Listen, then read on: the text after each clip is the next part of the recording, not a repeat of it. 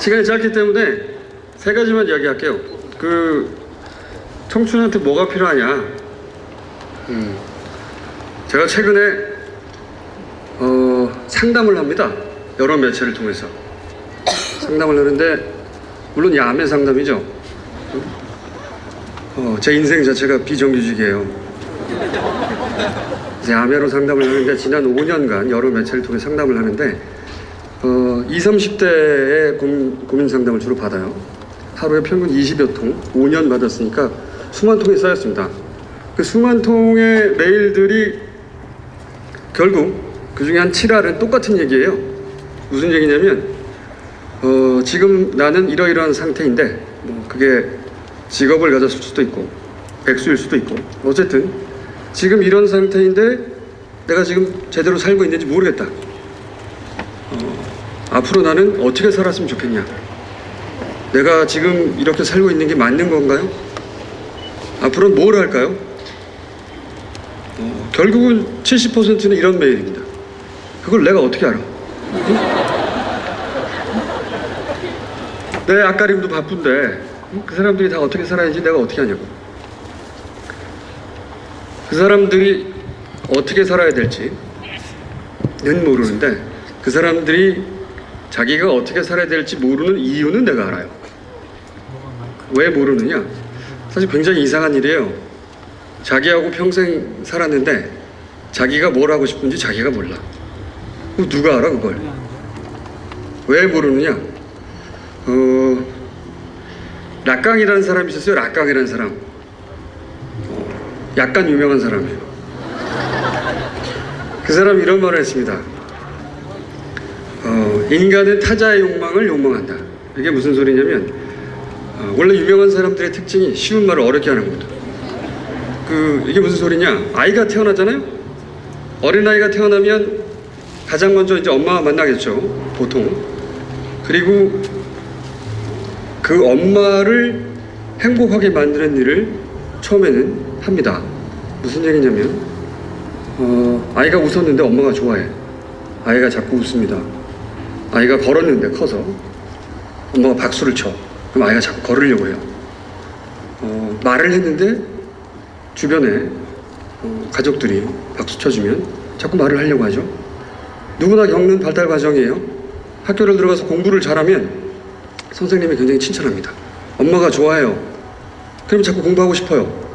이건 누구나 겪는 발달 과정입니다. 누구나. 이게 이제 나이가 먹으면 점점 커지죠. 엄마에서 선생님, 친구들, 친인척, 사회가 되기도 하죠.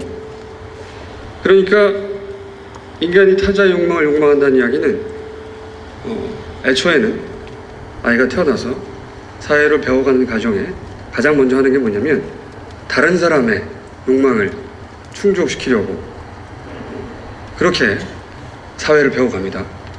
맨 처음엔 엄마고, 점점 커가면서 학교가 되기도 하고요, 사회가 되기도 하고, 누구나 겪는데, 그런데 어느 순간 이게 내 욕망과 그리고 다른 사람의 욕망이 구분이 되기 시작해야 되는데, 이대로 계속 성장하면 어떤 지점에서 아주 골 때리는 상황이 벌어집니다.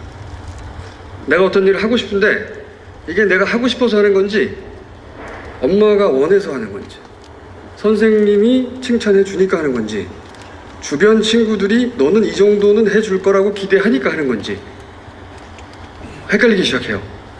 내가 뭔가를 열심히 하긴 하는데 이걸 내가 하고 싶어서 하는 거야, 아니면 나를 제외한 모두가 그 정도는 내게서 기대하고 이뤄낼 거라고 생각하니까 그들의 욕망을 만족시켜 주려고 하는 건지 구분이 안 가는 거죠.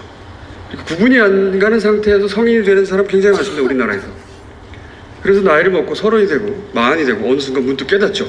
뭔가 많이 하긴 한 것 같은데 이때까지 한 게 사실은 내가 원한 게 아니었다는 걸 깨닫는 거죠.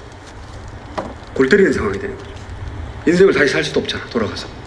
그죠? 내 욕망과 다른 사람의 욕망이 구분되지 않은 채 20대가 되어버린 사람들이 그렇게 많은 거예요. 자기 욕망을 정확하게 이해할 수 없다는 건 자기가 언제 행복한지 모른다는 거거든요. 자기가 언제 행복한지 모르는데 자기가 뭘 하고 싶은지 어떻게 알아? 남들이 어떻게 하는지만 궁금한 거죠. 항상 불안하니까. 그게 첫 번째 이유예요. 20대, 30대 여성의 메일의 또 한 절반 이상은 이런 메일입니다. 어떤 남자가 있다. 오래 사귀었다. 미래가 불안하던데. 새로운 남자가 나타났다. 이 남자가 말은 잘 안 통할지 몰라도 조건이 좋다. 누구랑 결혼해야 하나요? 요거 20대 중반에서 30대 중반까지 여성들이 보내는 고민 메일의 절반입니다. 수만 명이 바뀌는 거라고는 그 남자들의 직업밖에 없어요. 수만 명이 이런 메일을 보내요.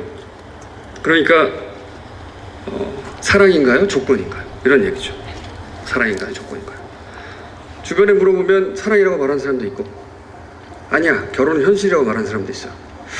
근데 이 질문도 역시 바보 같은 질문이에요. 사실은 왜 바보 같은 질문이냐, 똑같은 이유인데 어떤 사람은요 모피를 입고 명품 가방을 들고 굉장히 넓은 아파트에서 외제차를 타면 조금 사랑이 부족해도 잘 사는 사람이 있습니다. 그런 사람들 많이 있어요. 왜 아닌 것처럼 나를 쳐다봐. 그런 사람 많다니까. 정반대로 재벌가의 시집을 가도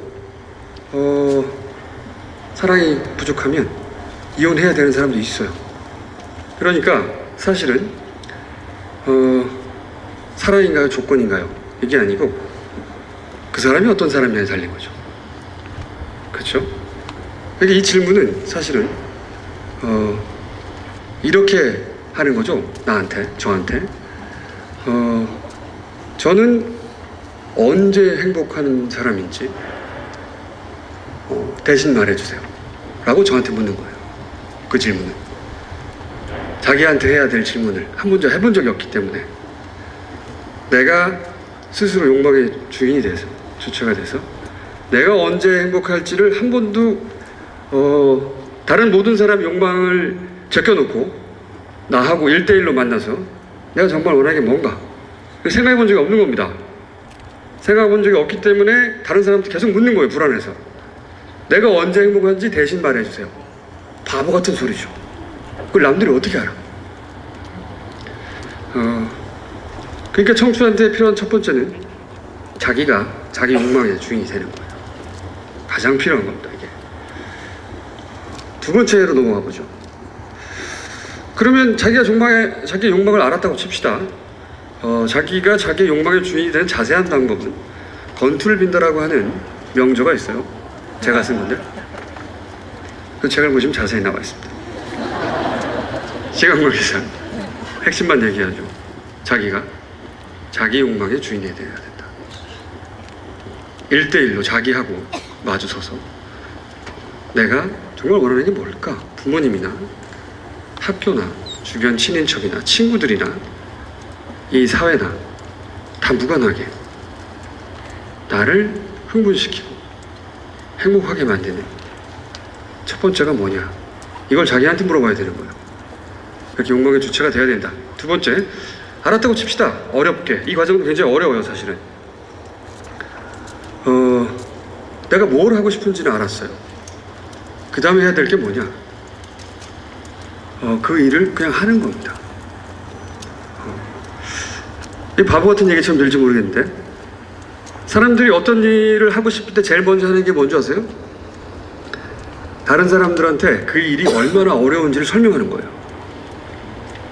왜? 그 일을 실패했을 때 자기가 못난 사람이 안 되려고, 그 일이 원래 워낙에 어렵고 하기 힘든 일이기 때문에 내가 실패했어도 그건 내가 못난 게 아니다 하는 이야기를 주변 사람들한테 퍼뜨리는 걸 가장 먼저 합니다. 어떤 일을 하고 싶을 때 열심히 그렇게 열심히 다른 사람들한테 그 일이 정말 어렵다 라고 설명하는데 그러다가 자기가 설득이 돼요. 아니 정말 어려운 일이구나. 그래서 옆에서 주변에서 왜 그 일을 아직 안 하고 있냐 라고 물어보면 화를 냅니다. 너는 그게 얼마나 어려운지 몰라서 그러는 거야 임마 라고 막 화를 내죠. 자기가 자기한테 설득이 된 거예요. 정말 어려운 일이구나 이게. 그리고 마침내 그 일을 안 하게 되죠. 너무나 어려운 일이기 때문에 안 해도 되는 일, 어차피 못하는 일, 다들 실패하는 일이 돼서 그 일은 시도조차 되지 않고 그냥 끝나버리죠. 그런데 어떤 일을 하는 가장 확실한 방법은 그냥 그 일을 하는 거예요. 예를 들어보죠. 제가 10대 때 아라파트를 만나고 싶었어요. 아라파트가 누군지 아십니까? 피엘로. 요즘으로 치면 빈라덴 정도 되겠네요. 빈라덴. 피엘로의 의장, 팔레스타인 해방기구의 의장, 미넨 테러라든가 각종 세계적인 테러를 주도했던 70년대 날렸던 테러리스트 두목이죠. 아라파트를 제가 10대 때 외신란에서 보고 그 사람이 만나고 싶었어요. 이유는 나도 몰라요. 그러지 말라는 법은 없잖아. 아무도 나한테 아라파트를 만나서는 안 된다는 말도 안 했어. 그 사람을 만나고 싶다고 생각했는데 어딘지 알아야죠. 그 이스라엘의 촉보기관 모사드도 못 찾고 있는데 내가 어떻게 찾아? 근데 20대 중반이 되던 해, 그러니까 94년도로 기억하는데 이스라엘의 라빈 총리와 그리고 팔레스타인 해방기구의 의장인 아라파트 그리고 미국 대통령 클린턴 이 세 사람이 만나서 중동 평화회담을 합니다. 그리고 나서 뭘 약속했냐면 팔레스타인이 독립국가가 되도록 도와주겠다. 협정을 맺죠. 평화협정을. 그걸로 노벨 평화상을 받습니다. 그게 외신날에 났어요. 그리고 그 결과 아라파트가 전 세계를 떠돌다가 이스라엘로 돌아온 거예요. 이스라엘에 성경에 여리고라고 나온 제리코 여리고서 있죠. 성경에. 그 동네로 돌아온 겁니다. 그 외신단에서 그걸 봤어요. 드디어 94년 제가 아라파트가 어딘지 알게 된 거죠. 그래서 제가 아라파트를 만나러 간다니까 제 친구들이 다 미쳤다. 응? 그러나 저의 대답은 아라파트가 나들 오지 말란 말을 하지 않았다. 내가 궁금하니까 그 사람 바로 보러 가야 되겠다. 보러 갔어요.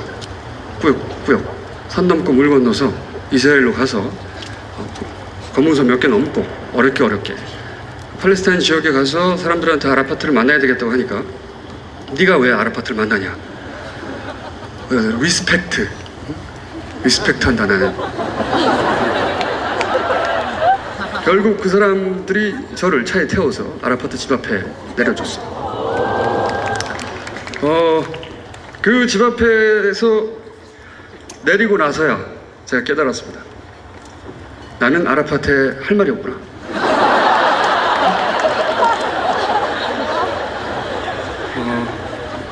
그전에는 몰랐어요. 제가 그냥 하고 싶으니까 한 겁니다.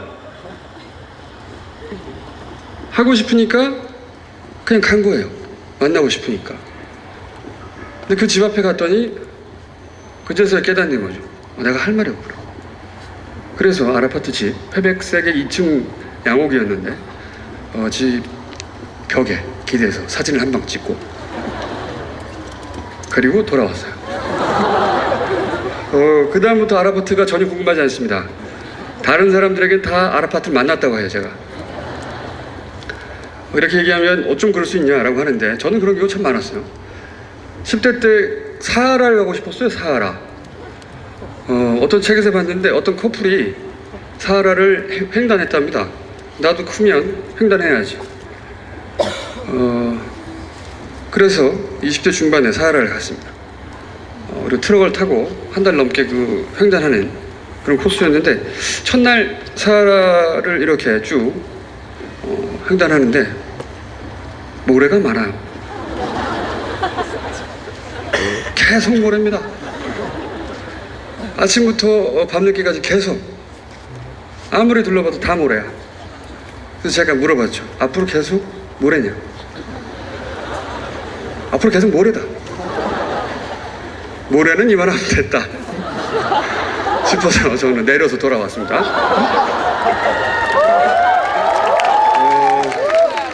그러니까 한 번도 누군가를 만나고 싶다, 어딜 가고 싶다, 뭘 하고 싶다 해서 그걸 시도해보지 않은 적은 없어요. 그렇다고 다 된 적은 없죠. 물론 세상에 그런 건 없어요. 아라파트도 못 만났잖아. 그 집 앞에까지 갔다 그냥 왔잖아. 그런데 이 세상에서 어떤 일을 하는 가장 확실한 방법은 그 일을 그냥 하는 겁니다. 그러니까 그 일이 얼마나 어려운가, 얼마나 실패했을 때 타격이 큰가 따지지 않고 그냥 하는 겁니다. 그게 성공을 보장하지는 않아요. 하지만 그게 후회를 없애줘요, 삶에. 그러면 하고 싶은 일도 찾아갔고 그냥 하면 된다는 것도 깨달았어요. 그럼 그걸 언제 해야 되느냐? 당장. 지금 당장. 벌써 25분 됐나요 혹시?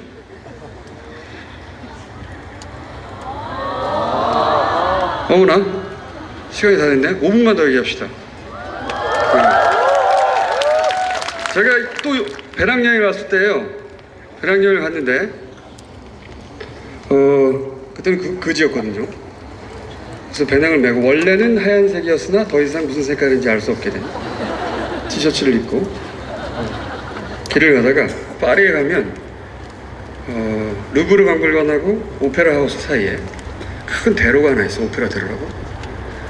그 대로를 걷다가 왼쪽 편에서 양복점을 하나 발견했어요. 그 이전까지 전 양복이 없었습니다. 한 번도. 근데 그 양복점에 걸려있는 양복을 보고 저도 모르게 그 양복점 안으로 들어갔어요. 그리고 저도 모르게 그게 마치 내 거인 양 그 양복을 꺼내서 입었습니다. 그리고 양복만 입으니까 안 어울려서 와이셔츠도 하나 꺼내 입고 넥타이도 하나 꺼내 입고 구두도 하나 신고, 이 모든 일은 한 30초만 일어났어요. 마치 내 옷을 맡겨놨다가 찾는 것처럼 후다닥. 그런데 다 입고 보니 너무 멋진 겁니다, 애가. 그래서 처음으로 난생 처음 양복을 사야 되겠다는 생각을 했어요. 가격을 봤더니 12만 원 정도, 우리 돈으로. 그때 제가 한 2달 정도 남아 있었는데 한 120몇만 원이 남아있어요, 수중에. 그럼 살 수 있겠다 싶어서 사려고 옷을 벗으려고 다시 보니까 공이 하나 더 있어. 120만 원 정도. 그때까지 내가 태어나서 샀던 모든 옷을 다 합친 것보다 더 비싸요. 그런데 그 옷을 벗고 나올 수가 없었어요. 뭐 평상시라면 당연히 벗고 나왔겠죠. 상상할 수 없는 가격이니까. 근데 벗고 나올 수가 없었습니다. 왜냐면 거울 속에 있던 아이가 너무 멋있어. 저 아이를 두고 나갈 수가 없는 거지. 그와 함께 나가야 되겠어. 그래서 주저앉아서 생각을 하기 시작했어요. 이게 전 재산인데 2달 동안 이거 쓰고 나면 한 푼도 없는데 아사할 수도 있죠. 그런데 고민을 시작했습니다. 내가 만약에 이 남은 120만 원을 남은 2달 동안 60일간 하루 2만 원씩 대단히 합리적으로 계획적으로 쪼개서 잘 소비하면, 그러면 그날 하루 굶지는 않았고 다음 날도 굶지는 않겠다. 그 다음 날도 내가 예측 가능한 잠자리가 있다. 이렇게 해서 그날 쌓이는 행복이 있죠. 안도감, 행복. 그 행복을 60일치를 다 더해. 그러면 내가 지금 이 양복을 샀을 때 행복보다 큰가? 생각해보니까 아닌 것 같아요. 1번 나가리, 2번 만약 내가 지금은 돈이 없어 이걸 못 사.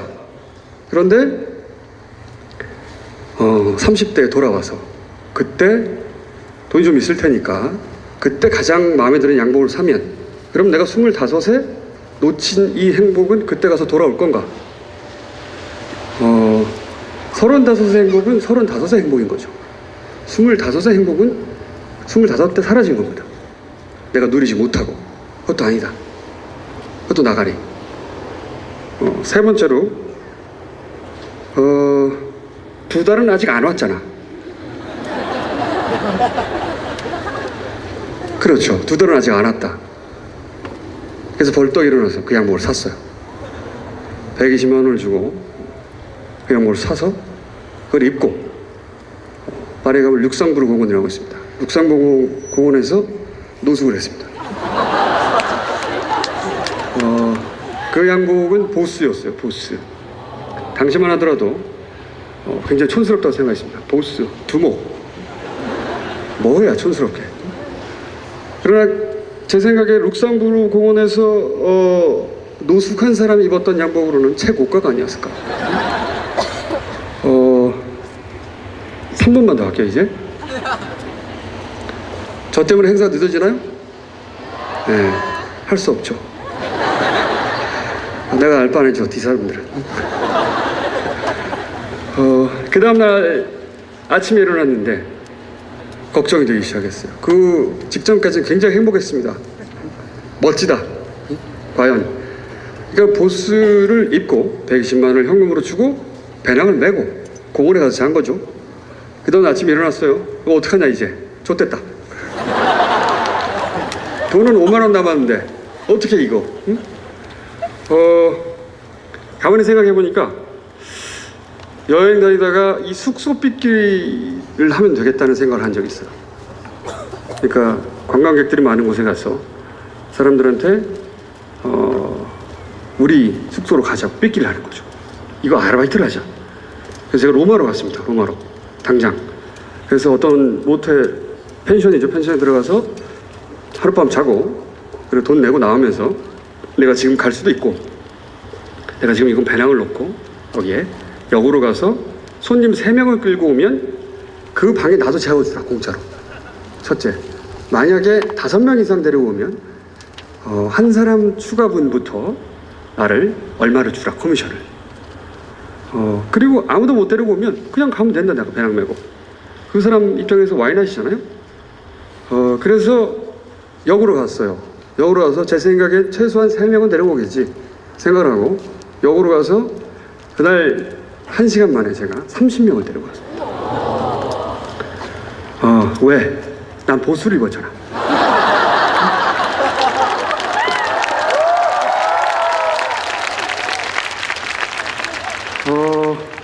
거기서 일주일 있으면서 관계가 역전됐어요. 호텔 매니저가 제발 떠나지 말아라. 그래서 수중에 한 50만 원 생겼습니다. 이 50만 원을 생기자 내가 왜 남의 장사를 해주고 있나. 그 떠오른 게 뭐냐면 그때 91년이었는데 그 동구권이 막 개방한 직후였어요. 당시에는 숙소가 부족했습니다. 그런 나라들이 헝가리, 체코 이런 나라들이 체코로 갔어요. 체코로 가서 거기 있는 그 체코에 어떤 숙소가 있었냐면은 자기들이 원래 살다가 집을 통째로 내놓는 거죠. 그 시즌에. 그러니까 호텔이나 민박이 부족하니까 민박은 자기가 살면서 방을 내주는 건데 그게 아니고 집을 통째로 빌려주는 거죠. 그런 형태의 숙소가 있었어요. 그래서 거기에 하루 묵고 그 주인한테 50만 원을 줬어요. 일주일치로 50만 원을 주고 내가 일주일 동안 이걸 쓰겠다. 그리고 2주째도 내가 50만 원을 당신한테 줄 수 있으면 아예 한 달 계약을 하자. 그 주인 입장에서 와인아이시잖아.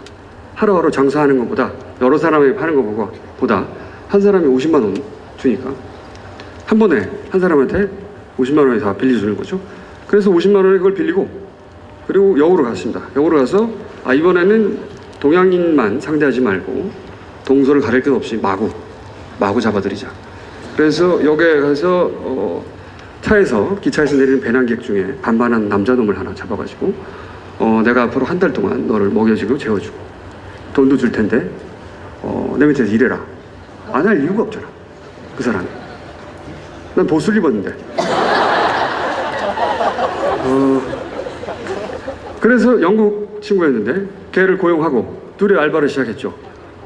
곧 대박이 났습니다.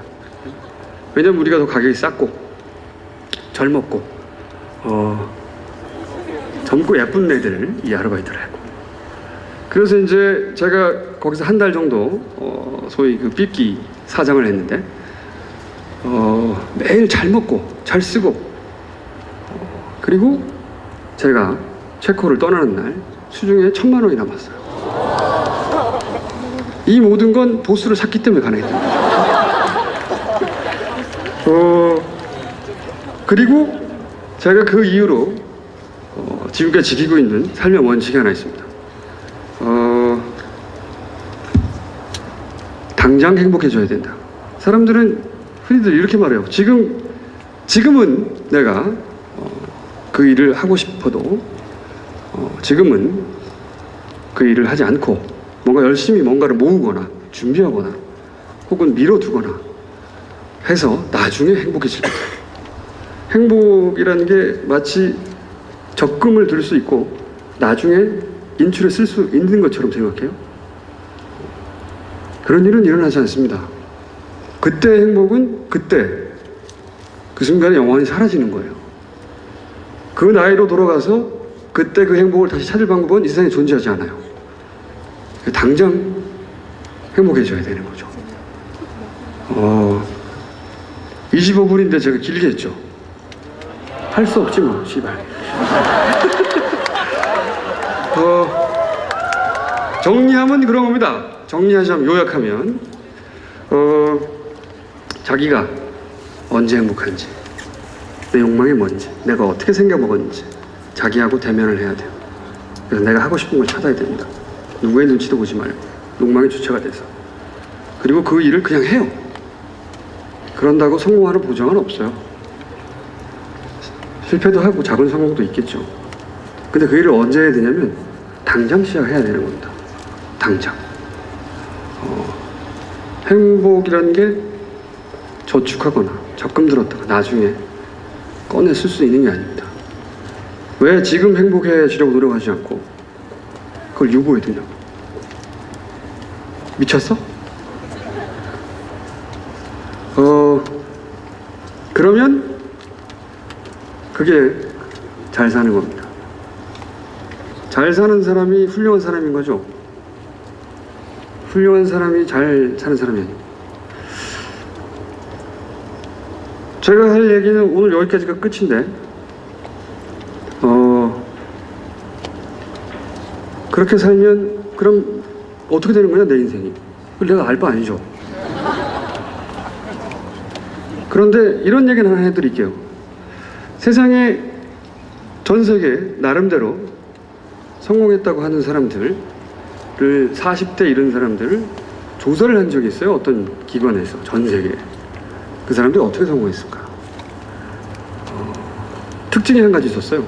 그 사람들의 20, 30대가 대부분 거의 모든 사람 예외 없이 어떤 한 가지 일을 40대까지 해서 그 40대 성공한 사람들이 아니고 대부분은 전혀 상관도 없는 일들을 그렇게 많이들 했더란 겁니다. 무작위로. 보통은 어떤 사람들이 그 일을 20대부터 꾸준히 해서 성공하여 40대에 이르렀을 것 같은데 희한하게도 여러 분야에 아주 많은 사람들의 성공한 사람들의 특징을 추려봤더니 20대, 30대에 서로 아무 상관도 없는 일들을 그렇게 여러 가지를 많이 했더라는 거예요. 그러니까 그러다가 그 사람들은 그러니까 그 순간에 자기가 해보고 싶었던 일들에 주저없이 뛰어든 겁니다. 그러다가 아니면 딴 거 하고 그러다가 또 아니면 또 딴 거 하고 미루지 않았던 거예요. 한 번도. 그 즉시 어차피 인생이 비정규직이니까 정해진 보직을 가지고 태어난 사람 같은 건 없어요. 세상에.